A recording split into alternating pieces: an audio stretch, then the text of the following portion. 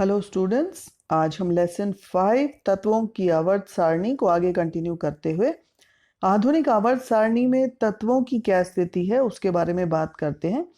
जैसा कि हमने पहले भी स्टडी किया था कि आधुनिक आवर्त सारणी में 18 ऊर्ध्व स्तंभ हैं जिसे हम समूह कह रहे हैं और 7 क्षैतिज पंक्तियां जिन्हें हम आवर्त कहते हैं।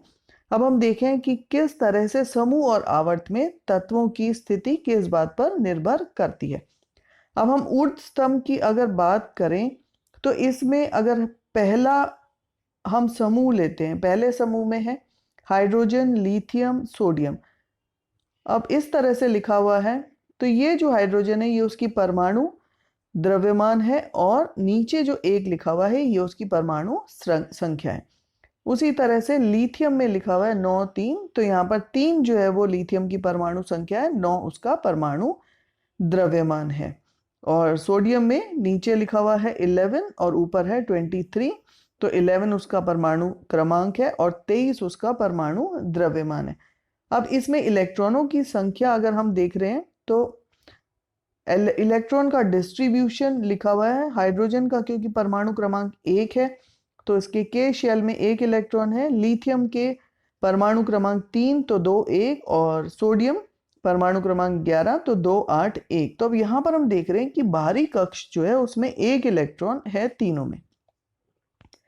इसका मतलब जब हम ऊपर से नीचे आ रहे हैं समूह के अंदर तो समूह में क्या हो रहा है कि बाहरी कक्ष में 1 इलेक्ट्रॉन क्या दर्शा रहा है कि इनकी संयोजकता 1 है, यानी कि समूह के अंदर अगर हम आ रहे हैं तो संयोजकता क्या है, समान है।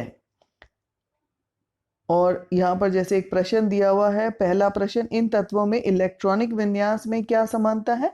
तो इलेक्ट्रॉनिक विन्यास में यह समानता है कि बाहरी कक्ष में तीनों में एक ही इलेक्ट्रॉन है और आप देखेंगे कि इन सभी तत्वों की संयोजकता इलेक्ट्रॉन की संख्या समान है। सेकंड प्रश्न इसके अंदर है कि इन तीनों तत्वों में कितने संयोजकता इलेक्ट्रॉन हैं। तो जैसा कि अभी हमने बात करी कि इसमें संयोजकता इलेक्ट्रॉन 1 है ना, जो बाहरी कक्ष में जो इलेक्ट्रॉन है वो उसका संयोजकता इलेक्ट्रॉन है। तो संयोजकता इलेक्ट्रॉन की संख्या हमें क्या बता रही है, समूह बता रही है। जैसे कि यहाँ पर हमने बात की है इसके बाहरी कक्ष में 1 इलेक्ट्रॉन है, संयोजकता इसकी 1 है, यानी कि ये किस में आ रहा है, समूह 1 में आ रहा है। अब अगर हम सारणी को देखें, ये आधुनिक सारणी है जिसमें मैंने 20 तक तत्व लिखे हुए हैं। यहाँ पर आप 7 आवर्त देख रहे हैं और 18 आप इसमें ग्रुप देख रहे हैं। तो अगर हम यहाँ पर बात करें पहले ग्रुप की, इस पहले ग्रुप में अगर आप देखें तो जैसे अभी हमने देखा था हाइड्रोजन, लिथियम, सोडियम, इनके बाहरी कक्ष में 1 1 इलेक्ट्रॉन है और ये किस में आ रहे हैं, पहले ग्रुप में आ रहे हैं। उसी तरह से दूसरे ग्रुप में अगर हम देखें बेरिलियम, मैग्नीशियम, कैल्शियम, तो बेरिलियम का परमाणु क्रमांक 4 है, उसका इलेक्ट्रॉनिक विन्यास 2 2 हो गया। मैग्नीशियम का परमाणु क्रमांक 12 है तो 2 8 2, और उसी तरह से कैल्शियम का परमाणु क्रमांक अगर 20 है तो इसके अंदर इलेक्ट्रॉनिक विन्यास इसका है 2 8 8 2। यानी कि हम क्या देख रहे हैं, बाहरी कक्ष में 2 इलेक्ट्रॉन है और ये किस ग्रुप में आ रहा है, ये दूसरे ग्रुप के अंदर आ रहा है। तो यहां से हमें ये समझ में आ रहा है कि जो बाहरी कक्ष के इलेक्ट्रॉन है, बाहरी कक्ष के इलेक्ट्रॉन क्या बता रहे हैं कि इसमें ये कौन से समूह में आते हैं। अब इसके साथ साथ जैसे कि हमने समूह देखा और अब नीचे हम देख रहे हैं वही हमने पहला ग्रुप लिया हुआ है, उसमें हमने तत्व ले लिए लिथियम, सोडियम और पोटेशियम। अब लिथियम का इलेक्ट्रॉनिक विन्यास है 2 1, यानी कि 2 का कोशों को ये दर्शा रहा है, और सोडियम में है 2 8 1 यानी 3 कोश है, और पोटेशियम में 4 कोश हैं जैसे कि आप यहाँ पर देख रहे हैं।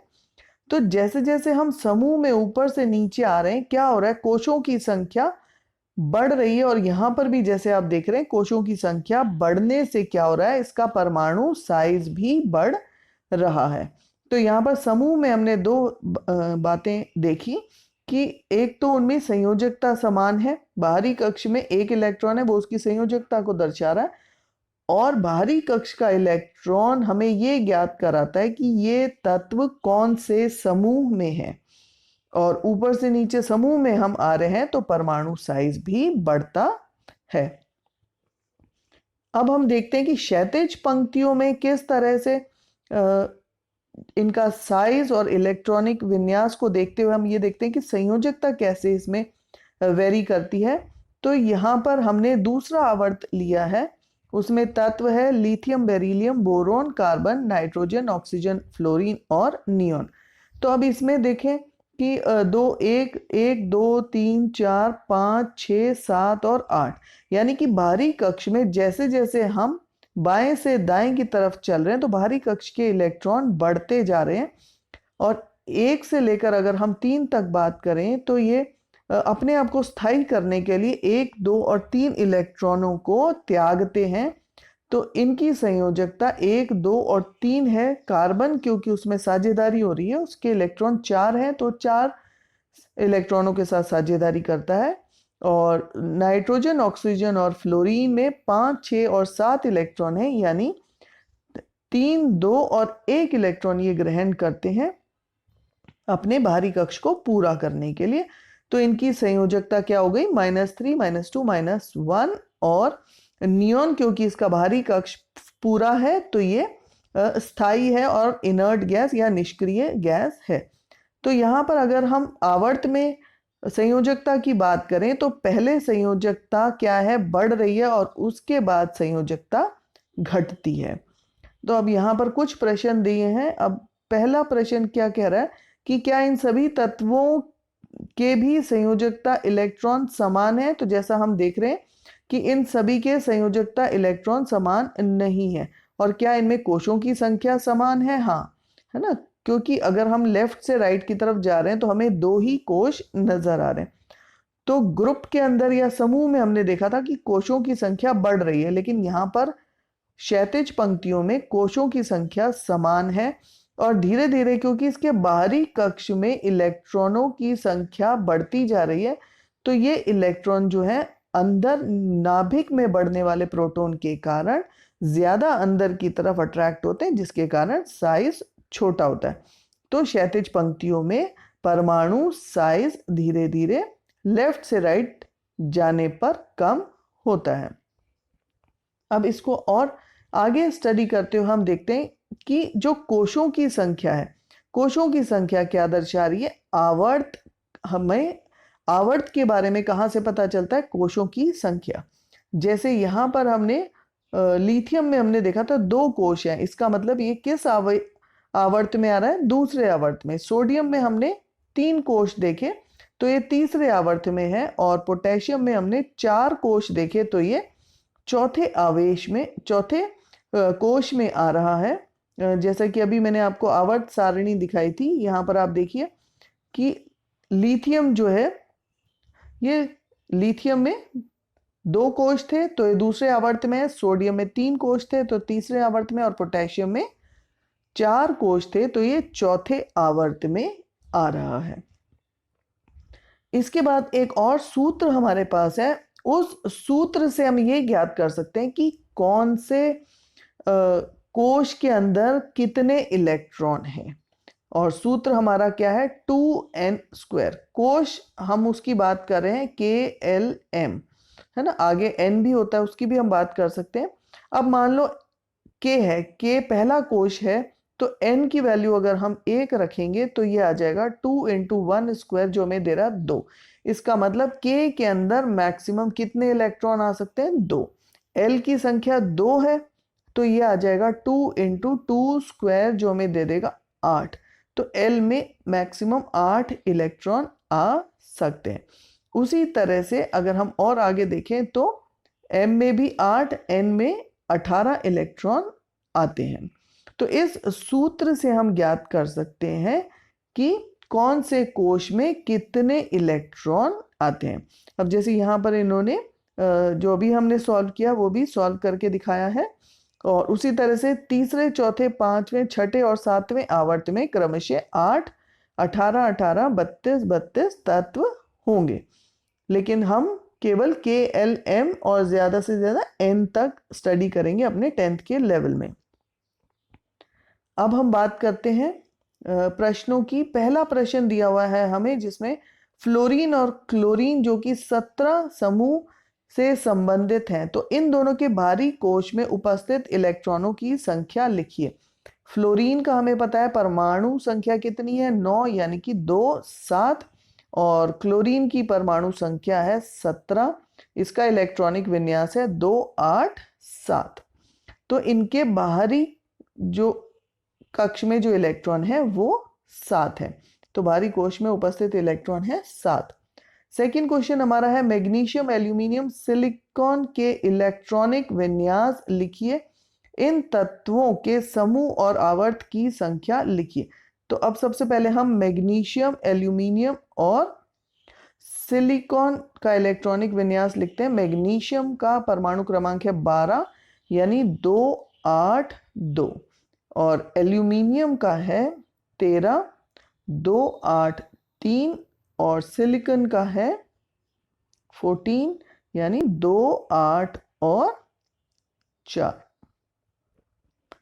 तो ये हमने इनका इलेक्ट्रॉनिक विन्यास लिखा। अब इन तत्वों के इलेक्ट्रॉनिक विन्यास में आप क्या समानता देखेंगे। सबसे पहले तो अभी हम सेकंड क्वेश्चन कर रहे थे, तो इसमें हमें समूह और आवर्त की संख्या लिखनी है, क्योंकि जैसे कि हम बाहरी उसमें देख रहे हैं कि बाहरी कक्ष में कितने इलेक्ट्रॉन है, मैग्नीशियम में 2 यानी कि ये दूसरे ग्रुप में या दूसरे समूह में है, एल्यूमिनियम में 3 है, तो यानी एल्यूमिनियम किस में है 13 ग्रुप में, और सिलिकॉन के बाहरी कक्ष में 4 इलेक्ट्रॉन है, तो सिलिकॉन 14 ग्रुप में आता है। और इसमें आवर्त अगर हम देखें तो देखो 3 कोश हैं, तो 3 कोश होने के कारण इसमें आवर्त की संख्या कितनी हो गई 3, और समूह तीनों का अलग अलग है। अब हम थर्ड प्रश्न की बात करें तो हमारा थर्ड क्वेश्चन कह रहा है कि समूह 1 पहले 3 तत्वों के इलेक्ट्रॉनिक विन्यास लिखिए, और इन तत्वों के इलेक्ट्रॉनिक विन्यास में आप क्या समानता पाएंगे।